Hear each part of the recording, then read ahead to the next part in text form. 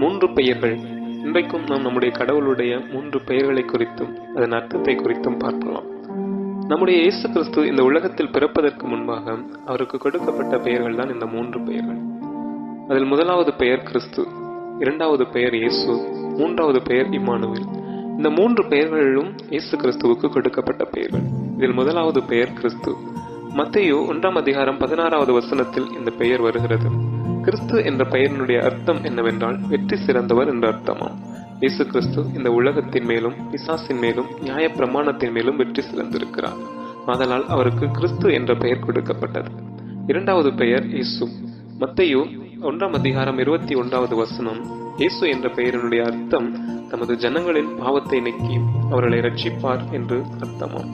பிசாசின் கீழ் பாவ அடிமைத்தனத்திலிருந்து நம்மை மீட்பதற்காக அவர் தம்மை அர்ப்பணித்து நமக்காக பாடுகள் பட்டு நம்முடைய பாவங்களை தம்மேல் ஏற்றுக்கொண்டு நமக்காக சிலுவையில் பலியானார், நமக்காகவே மரித்தார், நமக்காகவே உயிரோடு இருந்தார்.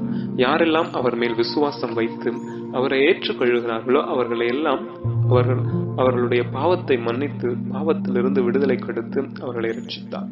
மூன்றாவது பெயர் இம்மானுவேல். மத்தேயு 1:23 ஏசாயா 7:14 இம்மானுவேல் என்பதற்கு தெய்வம் நம்மோடு இருக்கிறார் என்ற அர்த்தமாம். இந்த உலகத்தில் நம்முடைய வாழ்க்கையில் எல்லா சூழ்நிலையிலும் அவர் நம்மோடு இருக்கிறார். நாம் அவரை நோக்கி கூப்பிடும் போது நம்முடைய சத்தத்தை கேட்டு நமக்கு பதில் தருகிறவராய் இருக்கிறார். உலகத்தின் முடிவு பரியந்தம் சகல நாட்களிலும் நான் உங்களோடு கூட இருக்கிறேன் என்று சொன்னவர் அவர் நம்மோடு கூடவே இருக்கிறார். ஆமென்.